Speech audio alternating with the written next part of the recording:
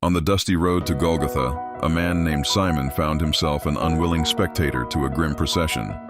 He was just a traveler from Cyrene, caught in the city's swell during the Passover festival. Ahead, a man, broken and bleeding, struggled under the immense weight of a wooden cross. The crowd jeered, their voices a cruel wave of mockery. Simon watched, his heart a knot of pity and fear. The sight of such profound suffering was horrifying, a spectacle of human cruelty he had never wished to witness. The sheer injustice of it all settled on him like a shroud, and he could not look away, his face a canvas of dawning horror. Suddenly the march halted. The steel-clad arm of a Roman soldier fell upon his shoulder, yanking him from the crowd. The command was harsh and absolute. He was to carry the cross. Simon's initial reaction was one of shock and refusal. This was not his burden, not his punishment. But there was no choice. As the rough, splintered wood was heaved onto his shoulders, the crushing weight stole his breath. It was heavier than he could have ever imagined. A burden not just of wood, but of a man's agony. In that instant, his reluctance was crushed by a dawning, unwelcome empathy, a forced entry into another's pain. With each agonizing step, the cross dug into his flesh.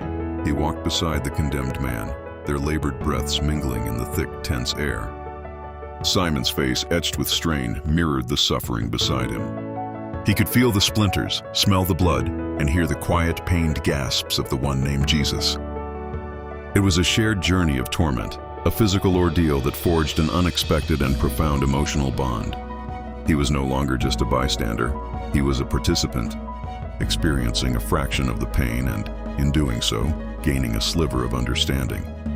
The world narrowed to the path ahead, the weight on his back, and the silent suffering of the man he was forced to help. When they finally reached the place of the skull, the soldiers released him. The cross was lifted from his shoulders, but a different weight settled upon his soul. He stumbled back, his body aching, his spirit forever marked.